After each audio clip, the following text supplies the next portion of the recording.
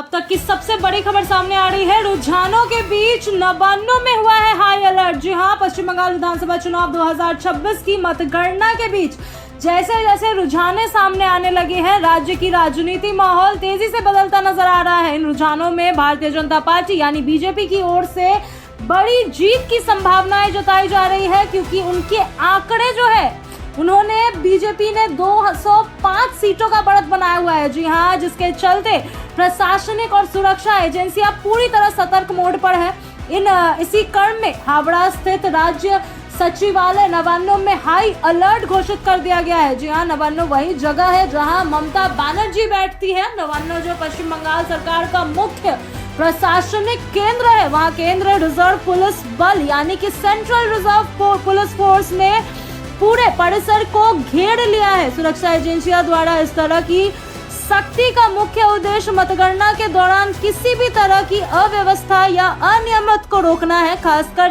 तब जब राजनीतिक सत्ता में संभवित बदलाव के आशंकित है। जी हां, पूरी तरीके से सत्ता परिवर्तन होने वाला है। तो वहीं हमने ये भी देखा है कि नरेंद्र मोदी और अमित शाह दोनों ने वो ट्वीट किया है पश्चिम बंगाल की विजय जीत पर। जी हां, इन दोनों ने ट्वीट किया है। मैं अपने न्यूज में उनका ट्वीट जो है वो लगा दूंगी आपको।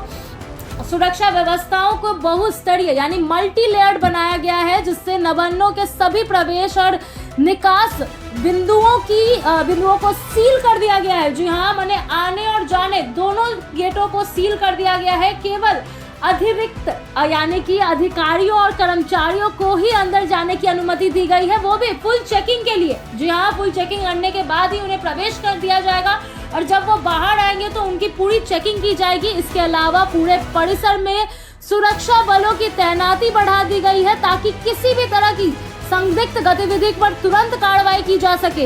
ये बहुत बड़ी चीज हुई है नवान्नों में। प्रशासन की ओर से यह भी सुनिश्चित किया जा रहा है कि किसी भी संवेदनशील सरकारी फाइल या दस्तावेज के साथ कोई छेड़छाड़ नहीं की जाएगी। जी हाँ, संभावित सत्ता परिवर्तन की स्थिति को देखते हुए कदम बेहद महत्वपूर्ण माना जा रहा है, ताकि सरकारी रिकॉर्ड पूरी तरह सुनिश्चित और सुरक्षित रखा जा सके। जी हाँ, किसी भी प्रकार की विवाद से बचने के लिए पूरे सेंट्रल फोर्स की तैनाती वहां कर दी गई है। मतगणना के दौरान इस तरह की सख्त सुरक्षा व्यवस्था यह दर्शाती है कि प्रशासन किसी भी परिस्थिति के लिए तैयार है। राजनीतिक रूप से संवेदनशील समय यह है, खासकर जब परिणाम सत्ता परिवर्तन की ओर इशारा कर रहा हो। जी हाँ, जो रुझाने हैं, बीजेपी 205 सीटों से आगे है, तो वहीं टीएमसी 82 सीट पर है। तो ये रुझाने बता रही है कि सत्ता परिवर्तन होने वाला है।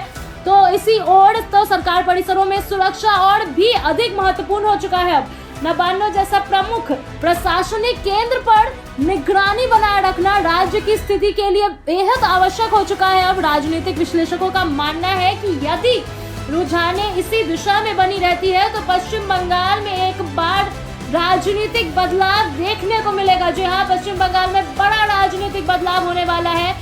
ऐसे में सुरक्षा एजेंसियों की भूमिका और भी महत्वपूर्ण होती जा रही है, ताकि परिवर्तन की प्रक्रिया शांतिपूर्ण और व्यवस्थित तरीके से पूरी की जा सके। पूरे राज्य में मतगणना के साथ साथ सुरक्षा व्यवस्था को भी मजबूत किया गया है। पुलिस और केंद्र बलों को संवेदनशील इलाकों में तैनात किया गया है और चुनाव आयोग को लगातार स्थिति पर नजर बनाए रखने की सलाह दी गई है। इसके अलावा मैं ये भी बता दूं कि आज पूरे 294 विधानसभा सीटों पर मतगणना नहीं हुई है।